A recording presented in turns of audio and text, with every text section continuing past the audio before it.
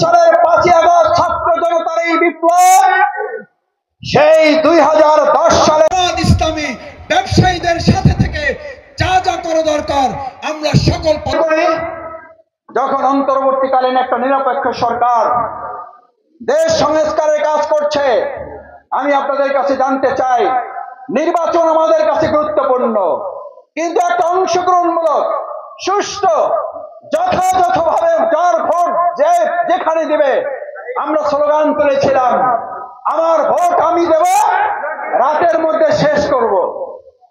কি স্লোগান ছিল? আমার ভোট আমি দেব, রাতের মধ্যে শেষ করব। আর আজকে কুয়াকাটাবাসীর স্লোগান হবে, আমার ভোট আমি দেব, সৎ এবং যোগ্য দেখে দেব।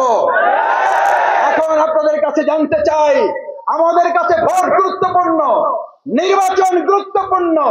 আমরা আশা করি সেনাবাহিনী, অন্তর্বর্তীকালীন সরকার এবং রাজনৈতিক দলের সমন্বয়ে সুষ্ঠু পদ্ধতিতে নির্বাচনের লক্ষ্যে রাষ্ট্র মেরামতের পরেই কেবল একটি সুন্দর নির্বাচন করা সম্ভব।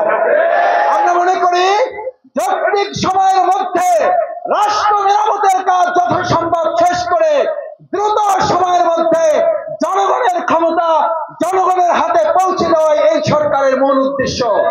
সেজন্য যৌক্তিক যে সময়ের প্রয়োজন হবে, কুয়াকাটাবাসী আমরা আমাদের দেশপ্রেমিক সেনাবাহিনী অন্তর্বর্তীকালীন এই সরকারকে কি সহযোগিতা করতে রাজি আছেন সবাই?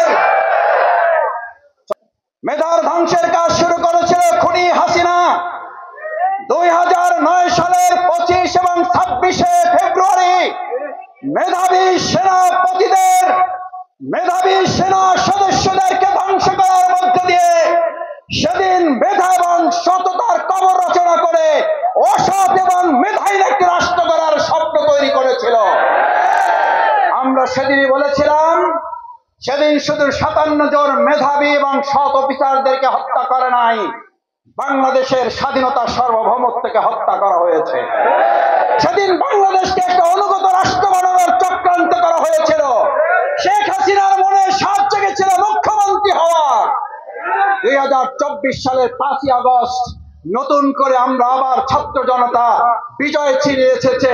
কোটার রাষ্ট্র চলবে না, রাষ্ট্র চলবে মেধাবী এবং সততা যোগ্যতা দিয়ে।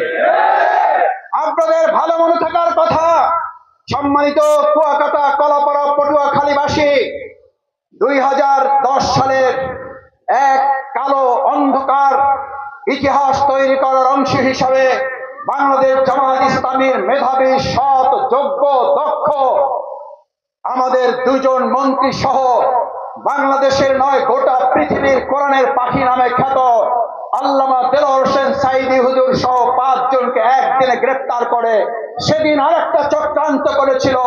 মেধার কবর রচনা করে, সততা দক্ষতার কবর রচনা করে, দেশপ্রেমিকের কবর রচনা করে একটা অঙ্গরাজ্য এবং প্রতিবেশী একটা রাষ্ট্র